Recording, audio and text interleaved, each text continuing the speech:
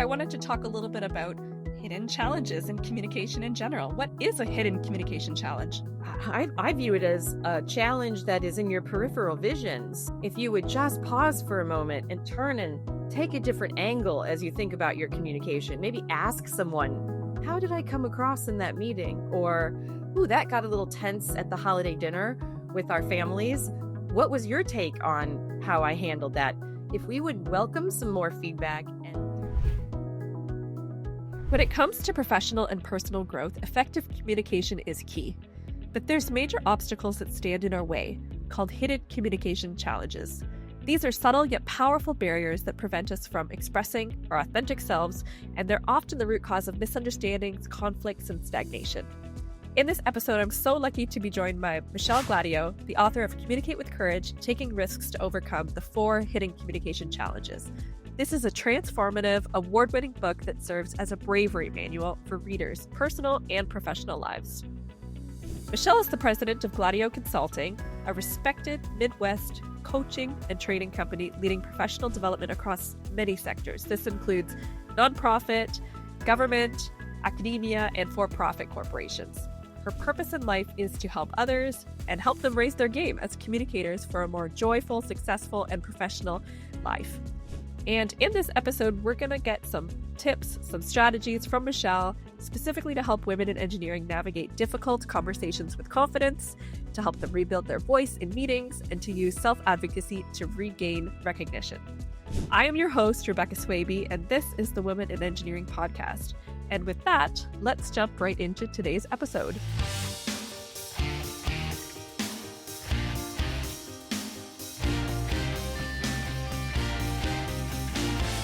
And now it's time to jump right into the main segment of our episode. Today, I am so lucky to have with me Michelle Gladieux. Michelle, welcome to the Women in Engineering podcast. Thank you for having me. What an important podcast that we need to get out there to the world. Absolutely, yeah. So today we're going to be talking about your book, Communicating with Courage, Taking Risks to Overcome the 4 Hidden Challenges. And I have to say, I really enjoyed reading this book. One thing I appreciated was how well you communicated the ideas. I felt it was so succinct in terms of how you brought forward some really important points, but also shared personal stories that are so relatable. And so, yeah, I'm just so excited to dive in. Thank you for writing the book. I know it's going to benefit a lot of our listeners. So to start, can you tell me a bit about yourself and your career journey? Absolutely. I have been a person who went from very shy as a kid to finding my voice and being willing to take some more risks in communication to see what the world might offer me. And I learned that as I did that, I was able to offer more to others. And I started to gain different types of power that, of course, we can use ethically, that stemmed from my use of and study of human communication. So I would also add that I'm blessed to get to do what I love every day. I started Gladieux Consulting 21 years ago as a full-time career position. And now we're a team of 8 based out of the Midwest in the U.S., based out of Northern Indiana. And our clients are all over the world, really, but especially all over the United States. What we do for them is one-on-one coaching, executive coaching, or employees at any level. And we do team trainings in about 12 juicy communication topics. And we also love to do strategic planning. So every day it's an adventure because we might be teaching conflict management and bias prevention to police officers, or I might be with a manufacturing company who wants their sales team to present more capably. So it's powerful presentation skills, or an engineering firm might see a need for business writing or leadership skills. So the most fun part of the career I've built is probably getting to embed with all these different client teams. And as an embedded source of advice and hopefully some wisdom around communication, we can make organizations and people better, more effective. Yeah, that makes a lot of sense. And I can really relate to, growing up as somebody who's quite shy. My grandmother used to always say a turtle doesn't get anywhere unless it sticks its neck out. And so I was so curious, what sort of caused you to want to come out of your shell and engage more in these concepts around communication? I'm very blessed to have a mother who invested in me at a very young age. And she was talking about concepts related to emotional intelligence and giving and receiving feedback and the power of praise and constructive criticism. I mean, I was probably 4 and Oh, 5 wow. and 6 when I can remember the after school chats, which were so important to helping me grow my gifts. And then she seeded that desire of helping others. And I watched her do it for her lifetime. And her lifetime was pretty short. She lived to be 67, had cancer, passed away, and I was 19 at the time. So she had me later in life and was pouring into me, I think, because she knew, as the way she put it, she knew as a mom in her, I think she was 49 or so when she had me. She told me that she wouldn't be around in physical form as long as my friends' parents, probably, but that she had high expectations of me as a communicator. Okay. The book is dedicated to her, Yes. and Oh, to that's so my special. significant other, but both of whom I've learned a lot from. So I hope that I hope there's some way that she can be aware of this book. I don't know how it works. you know, I Yeah. can't say for sure, but I have faith and hope that she knows that it was written, and that a lot of those pro moves, as I call them, those small things we can do, baby steps towards listening or speaking more effectively. I hope that she sees that I'm teaching the pro moves to others that she taught me. Oh, that is amazing. And I'm sure she would be so proud. Just before we get into any of the concepts in the book, I wanted to talk a little bit about hidden challenges in communication in general. What is a hidden communication challenge? I view it as a challenge that is in your peripheral vision. So if you would just pause for a moment and turn and take a different angle as you think about your communication, maybe ask someone, how did I come across in that meeting? Or, ooh, that got a little tense at the holiday dinner with our families. What was your take on how I handled that? If we would welcome some more feedback and take a good look at our strengths and weaknesses, then we would be overcoming these hidden challenges. And I guess I chose 4 hidden challenges to write about after, 20 plus years of one-on-one coaching. I found that there are some generalizable issues that humans have that most are missing the boat on overcoming. So I thought if I could name the challenge that folks usually aren't aware of that hold them back, and then offer actionable strategies that are also fun to undertake, such as trying some pro moves that we don't normally try, maybe readers and audiobook listeners will be able to enjoy a greater degree of success and just enjoy communication more. Okay. Yeah. So these are challenges that we might necessarily recognize in ourselves. It sounds like it takes others around us or tools like what's in your book to pull out some of these things so that we can overcome them. Is that right? Perfectly said. Okay. Great. And so maybe this is a pretty basic question, but you clearly care a lot about this topic. It's something you've been working on for a long time. Why should others care? Why should others care? Great point. I do coach folks in all fields, and many care a lot, and many just view it as something that they have to do in a satisficing way, enough to get by.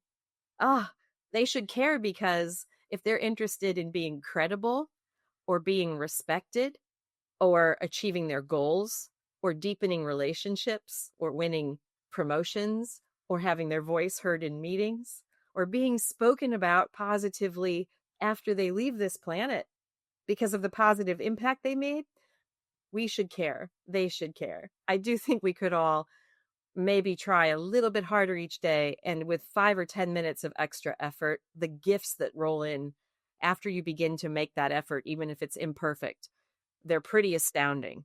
And I never know exactly what the gift will be for a reader or training participant or client.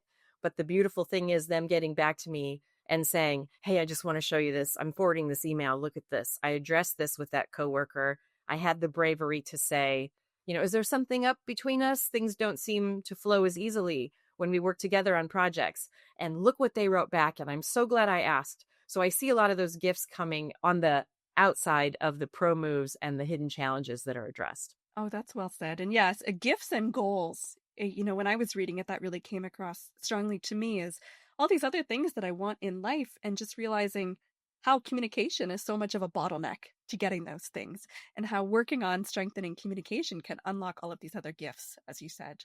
Great. So let's talk about the challenges. If you want to name as many as you've included in the book or dive into one specific challenge, let's do it. Okay. How about I give a brief definition of the four and then you pick one for me to educate our listeners about? That sounds great. All right. I'll start with hiding from risk. And that's when we're afraid of exposing any weakness in our communication or in ourselves. The second hidden challenge I write about is defining to be right. And if you know anyone, and most of us do, who have a really hard time admitting they're wrong or saying, I'm sorry, those folks are probably defining to be right. It's a way to feel safe.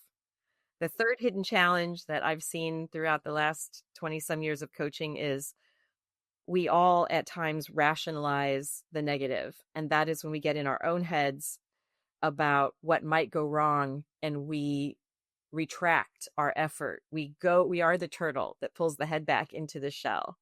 And we miss the opportunity to shine some light on ourselves and others and make the situation better because we're saying things like, she won't care, this company won't change, he won't listen. The fourth hidden challenge is settling for good enough. And that is stopping at, C+ effort instead of stretching towards A or A-, missing the positive outcomes that could come from more effort. So those were hiding from risk, defining to be right, rationalizing the negative, and settling for good enough. I wish we could talk about all of them today. Those are all so good. As an entrepreneur, though, I am really drawn to the first one, hiding from risk. And I'd love to dive a little bit deeper into that category because, so much of what we do as an entrepreneur is really calculated decisions about what risks to take and when. And so, yeah, I'd love to hear your perspective on that topic. Right. And as you're speaking, I'm thinking there's a risk if you act. There's also a risk of missed opportunity if you don't act. So I think risk is every day in the thousands of decisions that we make daily. So hiding from risk is a fear of exposing our real or supposed weakness. If you have maybe a friend or colleague who talks themselves down pretty regularly, they might be hiding from risk and thinking they have weaknesses that aren't. So I coach a lot of public speakers, and many of them will tell me how awful they are before I sit in the back and watch them do their thing so that I can coach after. And I'm thinking, wow, they really undersold themselves. They have some natural talent here. They're doing a lot right. So my notes tend to look like 5/6 of the page positives and 1/6 of the page now try to eradicate these things or add some new things into your speaking style. So just want to say, sometimes we're pretty convinced that we're not good at something, and that is trash that we could take out to the curb because it might have been true at one time, or it might have been unfair feedback from another. And a lot of times this stems from childhood. If we weren't lucky enough to have positive reinforcement and someone to help us gain self-esteem, it's challenging to get really good, but it's very possible to get really good at communication. I want to say a little more about that first challenge, hiding from risk. What to do about it? It's going to be summoning courage, folks. And that is an intangible gift that we all have inside of ourselves. It's intangible, but it's vital. We find it within ourselves, and no one else can do that for us. When it comes down to it, we have to make a decision that we are no better than or no less than any other human on the planet. And they might have more positional power, they might have more money or influence, okay. But at the soul level, I firmly believe we're created equal. And when 2 nights ago, I was with a group of 6th graders to high schoolers, and they are heading down to the Indiana State House. They've been researching their own bills and preparing their bills to present at the Indiana State House this coming weekend. And they asked me to come in and speak about presentation skills to help these young people be ready to present their bills, or at least more ready. And so we talked a lot about what we wanted to be known for as communicators when they go to the State House. And I asked them each to choose 3 adjectives. Maybe they want to be polished and prepared and professional, or maybe they want to be engaging and clear, articulate, and confident. So it was wonderful to watch young people start to set intention for their communication that will also help us overcome hiding from risk. So that's a fun and quick exercise that we could all do today. Choose a couple adjectives, especially if you have a tough conversation coming up. How do you want to be perceived in that presentation, and what's important to you to achieve? That way, when the words aren't perfect, or the person's reaction isn't perfect, or yours isn't, you can come back to, as I often do, my, three of my favorites are polished, prepared, and professional, positive. Choose a So few things. it's almost like visualizing where you want to go from the start. And I read this in your book and I thought this was such a great piece of advice, is making your intentions known to the others. So if those are the three things that you're aiming for, letting people know this is how I want to come across. And then people start to hold you accountable and help you too. Something as simple as just letting people know what you're working on. I love that. It requires bravery, does it not? And there's a very good use of vulnerability, and that would be one. Although as communicators, we also have to be careful not to confess everything in our heads, right? Or talk ourselves down or say too much. So I always beg public speakers that I'm training, do not open with, "Hello, everyone. Thank you for being here. I'm really nervous." Like, oh, no, no, no, no. You are allowed to be nervous. These feelings are real and they can propel you towards even greater performance. But don't do that to the listeners, because those of us who are highly empathic or somewhat empathic, you say that, we feel it. Now we're afraid throughout your presentation or throughout the conversation. About hiding from risk, I would also recommend do more public speaking. Raise your hand, everyone. We'll need someone to present at the PTA meeting, at the parent-teacher meeting. I'll do it. We need someone to read at church. I would do that. We need someone to introduce our speaker. And get your hand up so that you are looking at your hand thinking, I cannot believe my hand is up right now. There you go. There you go. You've done it. And don't you feel alive in that moment? That's a natural high. And there's a dopamine reward that comes from sticking your head out, stick your neck out a little bit. And if it doesn't go perfectly, perfect. Because that's wonderful. Because then when I, your friend, come to you and say, I have to do a presentation at work and I'm nervous that I'm going to mess it up. If you have tried and succeeded in some ways and not succeeded in others, you can empathize and you can give advice and be there alongside others who are trying to improve their communication skills. So do some more public speaking. And also, a last tip about hiding from risk: think about what you lose when you silence your own voice instead of getting in the game as a communicator. You miss an opportunity to influence events in a positive way. And maybe you could even influence them, not just for yourself, but for others. Perhaps someone who's not in the room is not being spoken about respectfully. You could be the person who says, I'd feel better if we wait until they're here so that we can hear their side of this.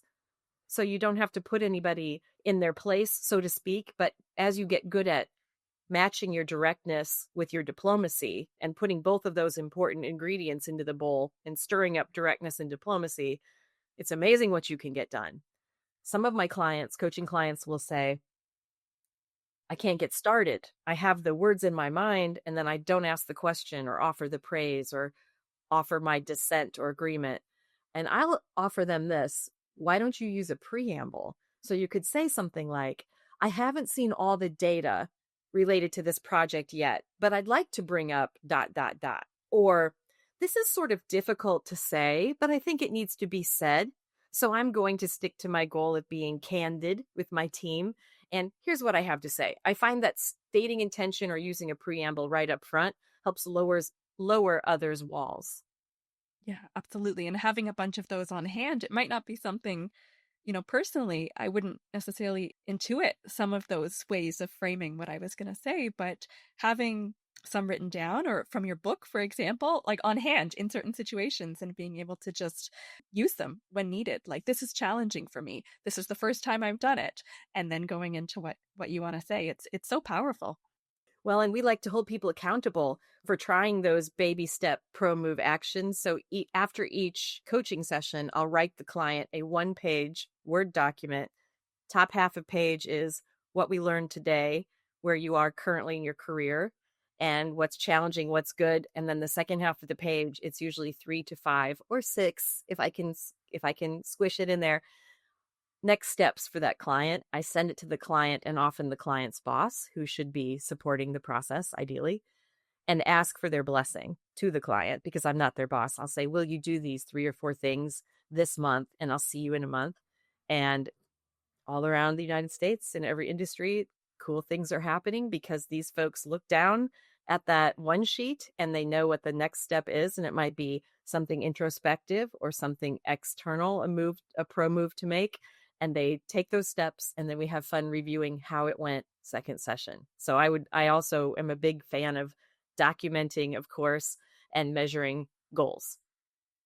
Love it. Yeah, and you've mentioned moves a few times. Let's get more into that. How does a communication strategy earn that designation, in your opinion? Oh, that's a good question. I'm looking at the book. Can I read this definition from the book? Would Okay, love I'm it. gonna read Would love it.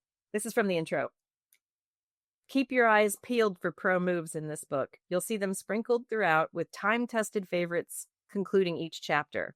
A pro move is a communication attempt. It's a way to send or receive messages more deftly than the average bear. It's a good try that might flop or that you might pull off with flying colors. Either way is okay.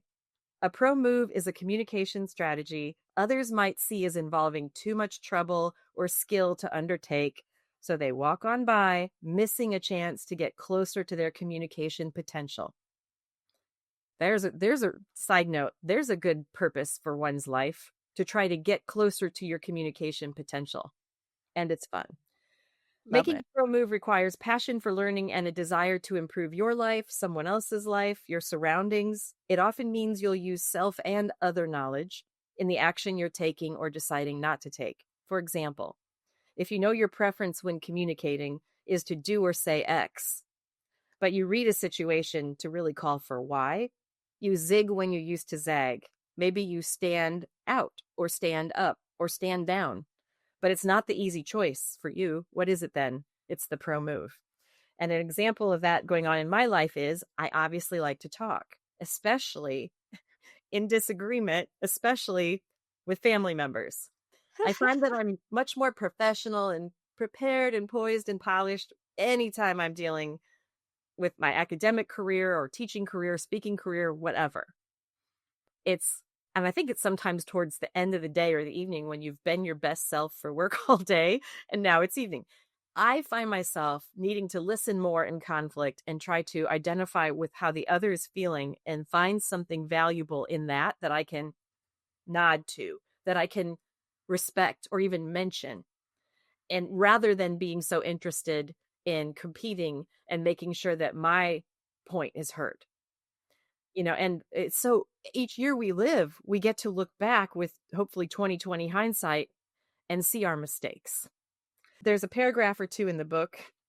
You might enjoy this. This is kind of funny. And I write about how I feel bad for ex-boyfriends because I realize now that I should have been more interested in compromise and collaboration, 2 of the 5 human negotiation strategies available to all of us.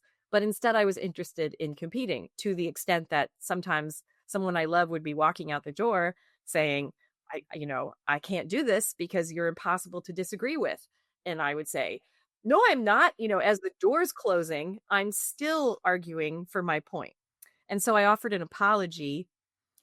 And what's Amazing. happened is I've run into a few people I used to date who have said, I read your book. They said nice things about it. And also I saw that paragraph that you wrote to me. And there are a few people that apology extends to. I'm better now. I still can feel it when I communicate what every cell in my body wants to do. So I really have to work hard to do something different. But when I put my head on the pillow at night, I feel a sense of accomplishment no matter how the communication turned out, because I know I was trying to reach my potential. And for many listeners and viewers, they're going to be thinking, well, that's not me. I swallow my voice. I just go along to get along. I want to keep the peace. They might have more amiable personalities rather than driver personalities. To them, I say, you probably don't realize how important and interesting it is when you do assert yourself diplomatically, if possible, and you use your voice. I think it almost resonates more when someone who generally hangs back gets in the game as a communicator. So there's an automatic advantage when you are willing to try. And again, it's okay to say, this isn't easy for me, but I disagree. And here's why. Yeah. You could That's say, so this is one of my goals this year is to be more open with you. I love what you were saying about pro moves, and what I picked up on and what sort of resonated with me was when something feels more challenging, perhaps, than what you would normally do, that's a sign that you might be on the trail of a pro move, because it's really easy to fall into our existing patterns. As you're saying, with an ex-boyfriend or whatever it is, we have these ways that we operate, and it can be really challenging to break from it. So, yeah, I appreciate you bringing that to the surface. Sure. And I listen to a lot. My degree is in psychology or organizational psychology, not clinical.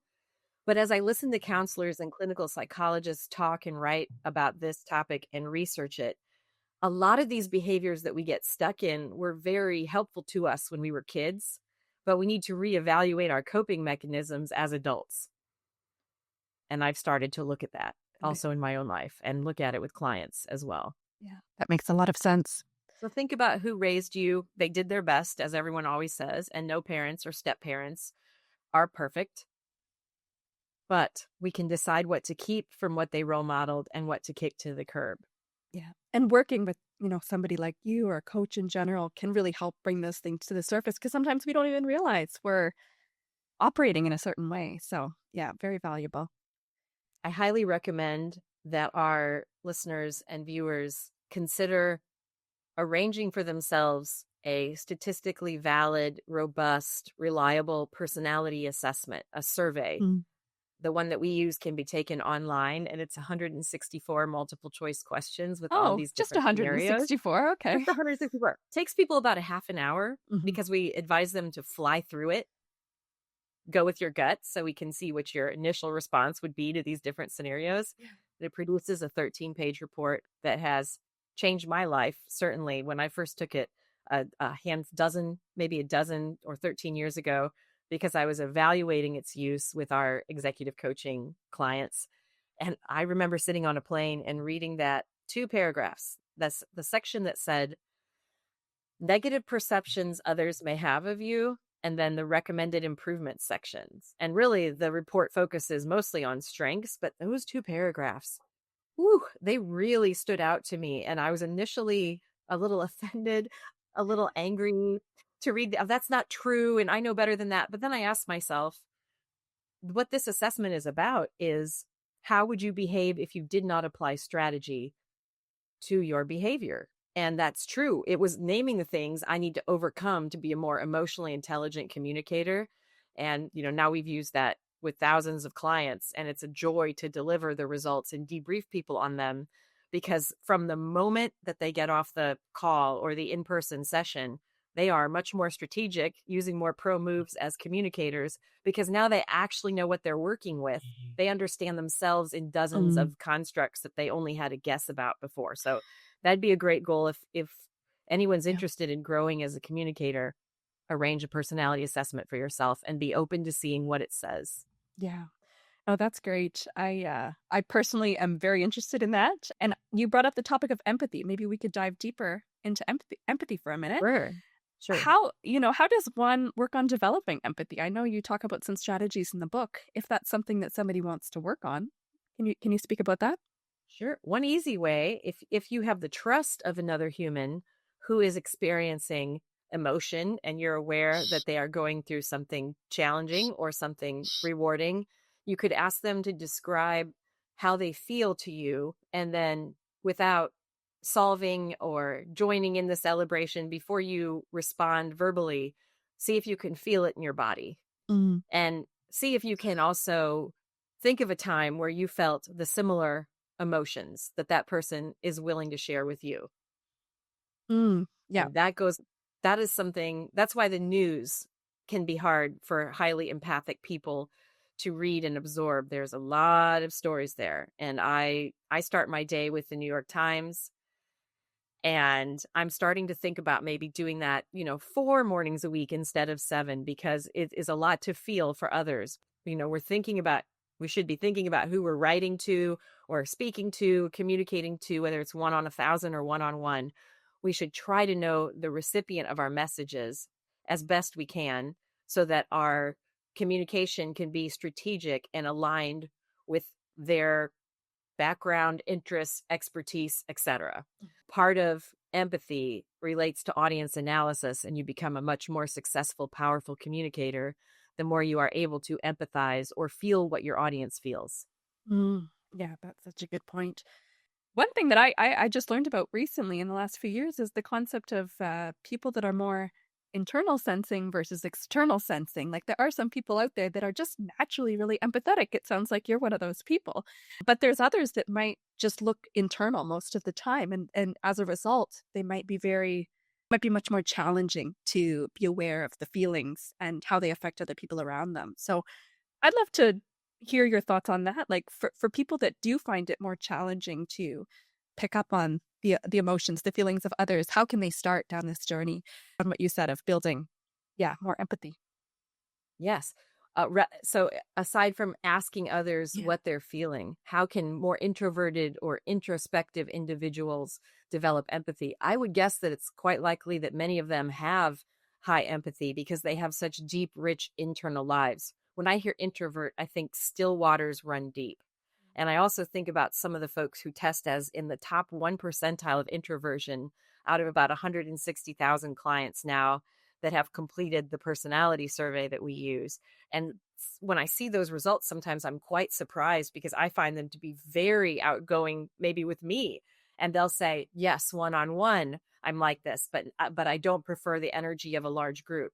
So maybe empathy for self is important for the introvert in that I really recommend that people who are more introverted get their alone time each day or evening, every 24-hour cycle. An introvert who gets their alone time is going to be more able to act as if they are extroverted when it's going to benefit them, or when they sense, using their own empathy for others, that that's what is needed.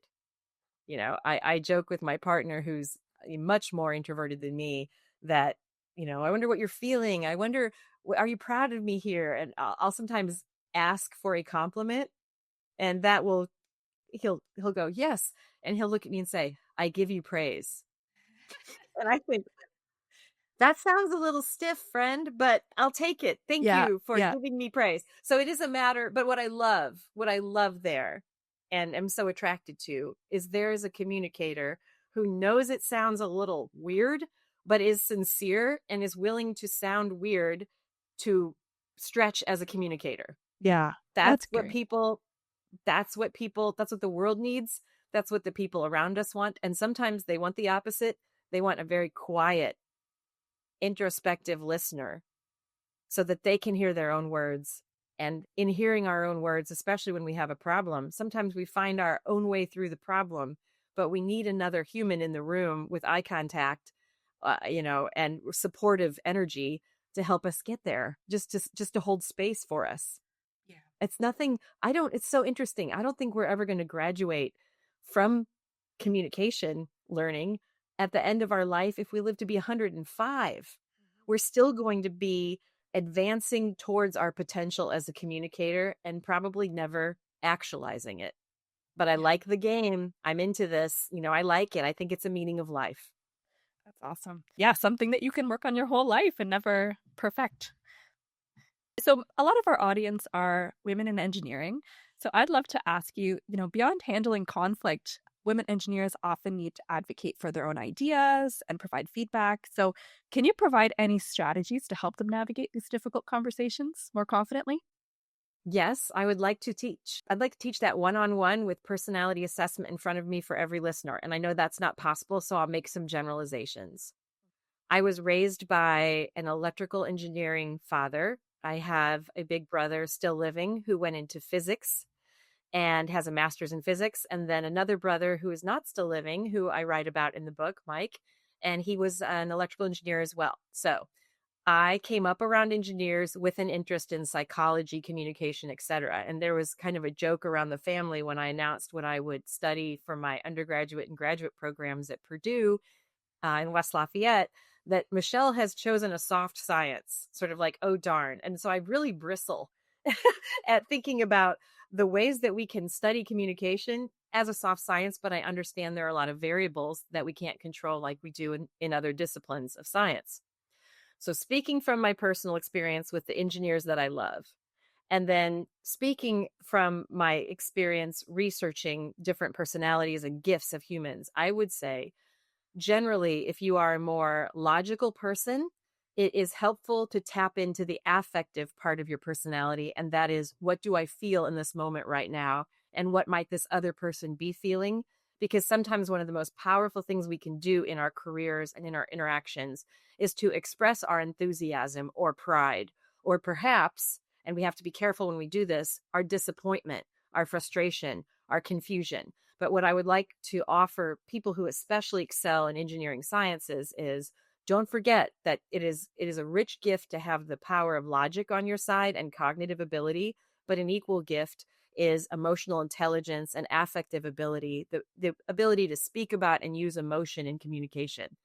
So some of my clients who are professional engineers or are in the engineering field, one of their goals in their one-page monthly goal plan for coaching will be to insert one or two emotion words into their emails that are sincere and appropriate in the body of the email, and blind CC me or send it to me before they hit send, so that they can become more charismatic leaders. Another thought that occurs that I just assigned in another coaching program to an engineer yesterday, I asked her to begin simply choose a place in a written journal, Microsoft Word, wherever she would like to put it, spreadsheet, whatever. But at the conclusion of each quarter, I'd like to see her have 3 to 5 things that she achieved interpersonally or technically that she's proud of. So we're starting a quarterly wins document, and she will then have that to use to share credit with her team and her employees, but also to CC her boss and others in the organization. Look what I/we have achieved, of course, with help from the other departments and with help from the boss this quarter. Just a little update, team achievements and individual achievements. And then when it becomes performance review time, my client is more ready, negotiates perhaps a better title, or can negotiate a larger pay increase if that's something that's available. And it also builds self-esteem at the same time. And it helps to have someone accountable, because I ask to see that then each quarter, and then we celebrate together as well. Ah, that's so good. Take a few minutes when you're wrapping something up that you're proud of, or perhaps you just offered excellent analysis of the data and the project wasn't chosen. Nevertheless, find out where your strengths were and your team's strengths. If you're proud, it goes in the quarterly wins document. That's awesome, because it's so easy to just wrap something up, move on, and then all of a sudden you're back, possibly in the negative headspace, right? Like, I have this new hard thing to do and you missed the chance. So seeing it on paper, I think that's such an amazing tip, being able to read it when you're feeling low on confidence, when you go into those feedback meetings. Yeah, thank you for It that. changes the resume. Your company closes or you move across country, Mhm. and now it's time for a job search again. I think Yeah, the hiring committee would be impressed to see your best wins over the past year. exactly. I'm thinking of put it right into your next cover letter too. All these other ways There that you you can go. make use of it. Yeah, For great. sure. Okay, so we've heard from women in engineering saying that they've had experiences at times being interrupted or overlooked in meetings. Do you have any tips for rebuilding confidence in speaking up, especially when it comes to in-person or hybrid work settings with a team? Well, the more that we speak up and the more that we get our voices heard in writing, the more confident we become in our voices.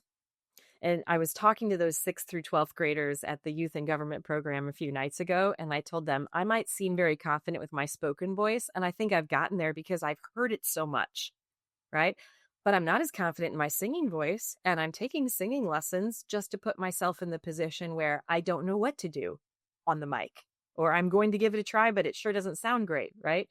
And this boy sitting to my right, Daniel, raised his hand and said, "Question." I said, "Sure." And he said, "I don't know that it relates exactly to public speaking, but it relates to you telling us to get out of our comfort zones more often." And I said, "Sure. What is it?" And he said, "Would you sing a song for us now?" And I laughed and Okay. took him in. I said, "Daniel, you're a stinker, but I will take the challenge." And so I sang couple lines of a Jimmy Buffett song a cappella that I love, Tin Cup Chalice. And it wasn't fantastic. I wasn't prepared, but I think they saw me willing to be vulnerable and just use my imperfect, shaky voice rather than drive home regretful that I bowed down, that I backed up from the challenge. So, those of us that are trying to get more comfortable with our voices, we must write more, whether it's company newsletter or blog or update to the team. And we must speak more. And we can practice that everywhere. You can practice that when you go to dinner and your meal isn't prepared correctly. There's one good test. Are you willing to say, "Excuse me, could we please correct this? I ordered medium rare in this as well." Or do we choose not to do that? So anywhere you practice in your personal life, start with some people you feel safe with. Tell them something that might be challenging for you to share or ask of them. And that will translate to your work life. Practice at work. You become more brave at home. And I would recommend letting the people in your work group know that this is something that you've taken seriously as a goal. You have a challenge. Everyone, you have a challenge from Rebecca and Michelle. And we challenge you to use your voice directly and diplomatically in new ways after listening to this interview. It's important to let others know what we're working on because people have us stereotyped and they know who they've got us figured out. And I understand that that's something all humans do. So if you would like to be viewed differently, announce what you're working on and then watch people expect the change. Yes. Yes, exactly. And, obviously there's a lot of benefits to the individual person who wants to make that change and who wants to work on those skills. But in your book, you also talk about the benefits to other people. You then become a role model too, because other people see you doing this and then they might feel more confident and more comfortable as well. True. And, we're several of us on our team are getting interrupted by some more confident speakers who like the sound of their own voice. And since we are not in that camp quite as much, we let them run the meeting or we miss our opportunity to ask a question or disagree or agree or give praise. So when we speak up in that meeting and say, "I'm so sorry, hold on, I wasn't finished. Let me finish, please." Or maybe we leave out the, "Oh, I'm so sorry." But I would, if I'm interrupting someone who has interrupted me, I might apologize. "I'm sorry to interrupt, but I wasn't quite finished." Another way to get in the game as a communicator, if someone is not giving you a pause to jump in, to get in there, use their name, and you might need to use it 3 times. But if I'm over here, blah, blah, blah, blah, blah, blah, blah, blah, blah, Michelle, blah, blah, blah, blah, blah, blah, blah, Michelle, Michelle, blah, blah, blah, blah, blah, Michelle. It's usually the third one I say, yes. So just the power of someone's first name is going to potentially stop them in their tracks after the first, second, or third time. Hopefully there wouldn't be a fourth, and then you can jump in there. I think it is deciding. It is getting in the cold pool. It is not a comfortable feeling, but I don't like the feeling of reviewing my communication at the end of the day and thinking that I didn't get closer to my potential because I was afraid. So we must choose one in these tricky communication, challenging communication scenarios. You can choose fear or regret, but you're going to experience one or the other. And I really dislike the taste of regret. Yeah. So deciding that you're going to speak up, deciding that you're going to say something, make your voice heard, and then it's just a matter of employing the right strategies to get you there where you want to go effectively. We keep polishing. Polishing. I was surprised. I went to speak for the first time to a graduating class at a college, and I had a few note cards, 4x6 note cards with just a few words on each so I could remember where I was going with the stories I was telling. And what I didn't expect is after they introduced me and I approached the podium in the spotlight and I picked up the first cue card, my hands were shaking like this. Ooh. And I thought, whoa, this is new. So I laid the cue cards out, 1, 2, 3, 4 on the podium, put my hands behind my back because I can't have shaking hands pulling from the focus of the message I'm trying to send. But I worked with the nerves in the moment. And eventually I was able to unclench my hands, relax my arms, and put my arms where they belong, down at my sides. And they would come back. My hand would come back every once in a while, turn a card over or something. So big deal. Your face might get red. You might stutter. You might lose your place. Your hands might shake. So you're the one on the dance floor. It reminds me of going to like a wedding reception or something and getting up to dance. And I look silly when I dance and there might be somebody laughing over or pointing at my dancing, but I'm the one on the dance floor. That person's butt is in a chair. So I don't know why I would be so concerned about what they think when I'm the one who's actually in the game. Right, Love right. yourself. And earlier we were talking about perfectionism, right? And how that can be a barrier to achieving anything that you want to achieve. So this kind of just goes to that point as well. It's like we know it's never going to be perfect. Don't let that be a barrier. You're already up there. You're the one on the podium. You have to find a way to continue. So, okay, just building on the concept a little bit, self advocacy is obviously critical for career growth. Do you have any other tips about how female engineers can use the principles of communicate with courage to make their voices heard and gain more recognition? Take opportunities to reinforce and praise behaviors in your boss that you want to see more of, behaviors in your clients, your coworkers, and your employees that you'd like to see more of. Become a praise person. And that way you are injecting powerful positivity into your workplace. And I haven't seen or worked in a workplace that has a perfect culture either. So decide that you're going to be a warrior for culture, someone who's going to make a difference every day in making it a better place to work, and state your intention as you do that so that you ruffle less feathers. One of my favorite Coaches Corner, we have Q&As on our website. I think that we have about 30 some now, and they're from real people who ask me in person or email me with a great question about communication. And folks can do that and see those at our website, and that's gladieuxconsulting.com, which I think will be in your show notes. Absolutely. Yes, it's a French last name, GLADIEUX, consulting.com.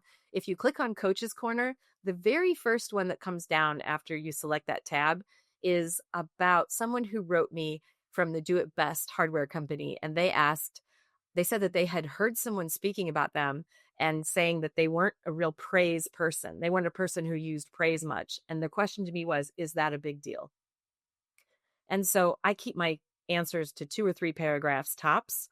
But in that answer, I give a 4-step recipe for how to use praise powerfully that would be worth checking out offline and after this interview. And when folks are on the website, I hope they will sign up for my newsletter called Breakdown. It's named after a Tom Petty song because I love rock and roll and I love Tom Petty and the Heartbreakers. But we try to break down some of these hidden challenges in that newsletter and also share personal and professional development research and articles and links for free. We're much less interested in putting anything behind a paywall.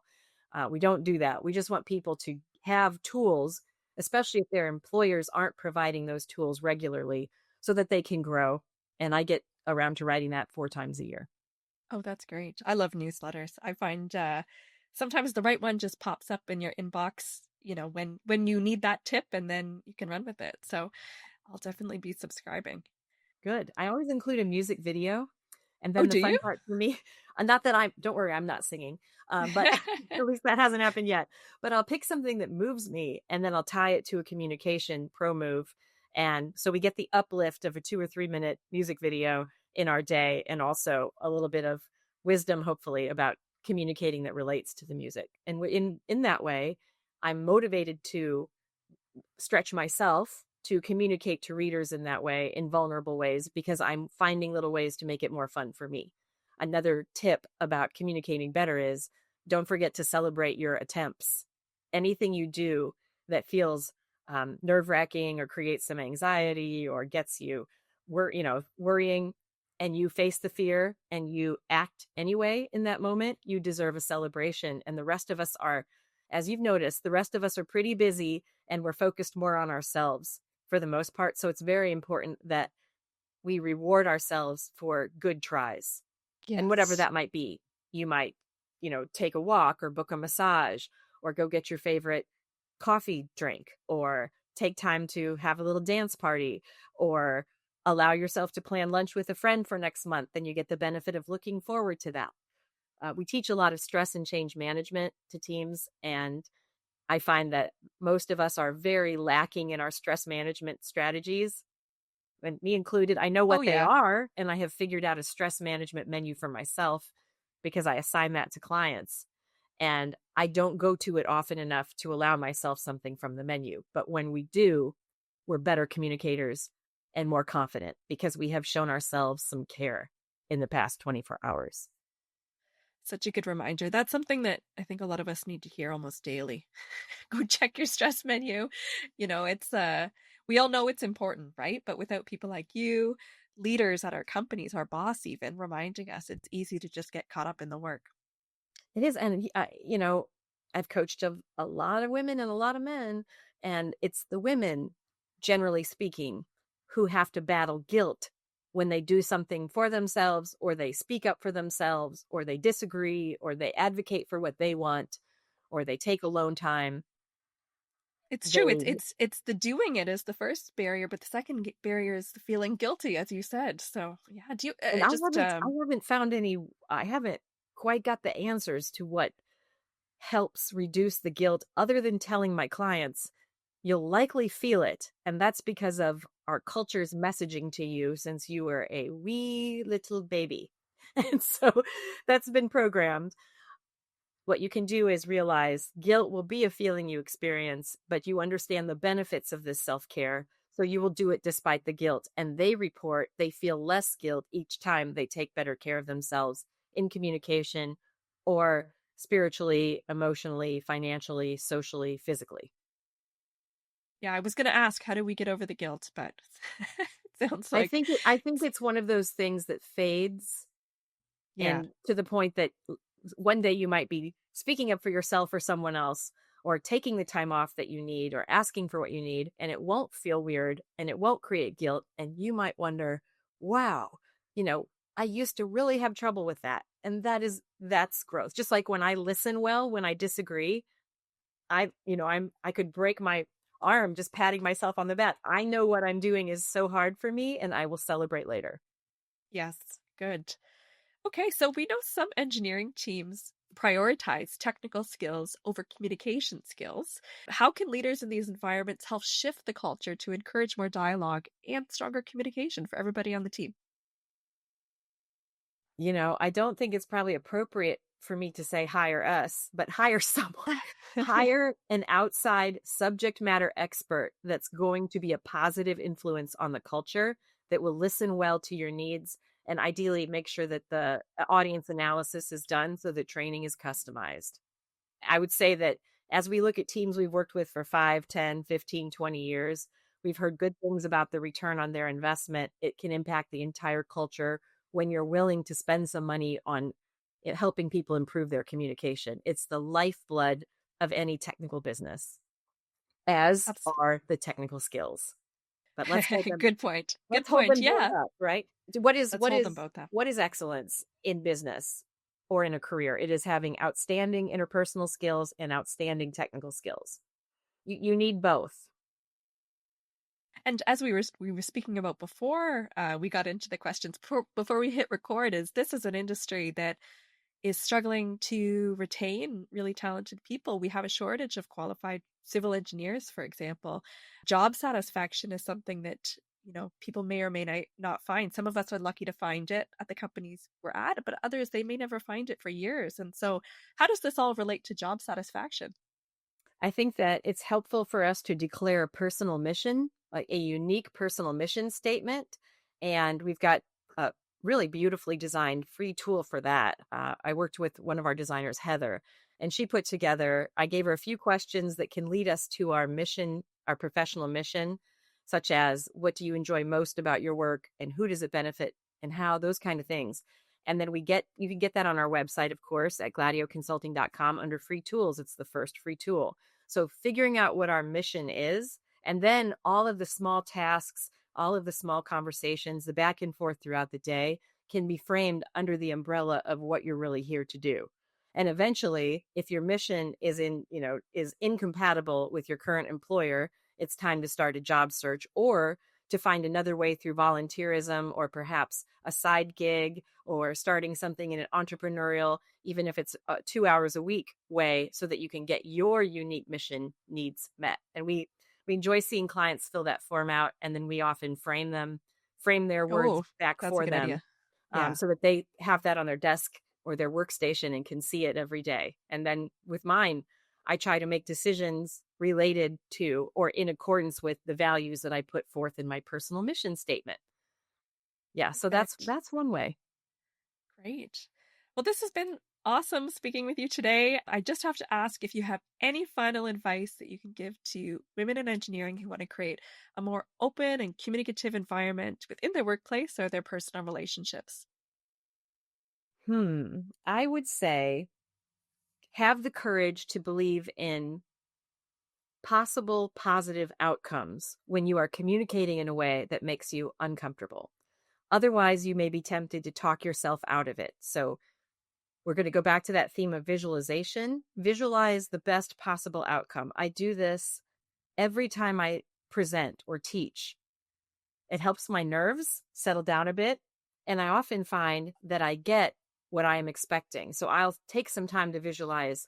This team is going to laugh a little as they learn. We're going to have everyone say something. We're going to have lots of excellent questions, and they're going to leave with individual goals that will help them be better communicators, no matter what the half-day workshop or the lunch and learn workshop topic is. Those are a few things I spend time. I actually envision people writing their goals, etc.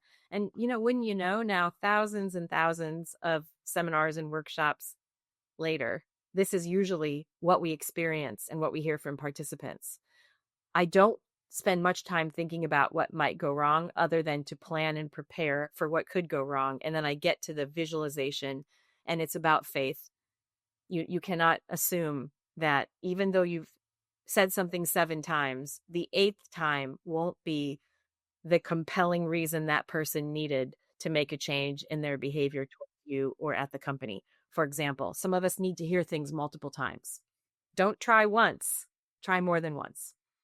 That makes a lot of sense. Thank you so much for that. This has been awesome, as I said. Thank you, Michelle, for being here and for writing a book that I think is so important for others in the profession. Yeah, this has been a pleasure. You bet. Let's do it again sometime. I'm going to visualize part 2. Oh, okay. I'll get all that too. All right. Thank you. Great work. Thanks for everything you do and your volunteerism to help so many women in engineering. We appreciate you.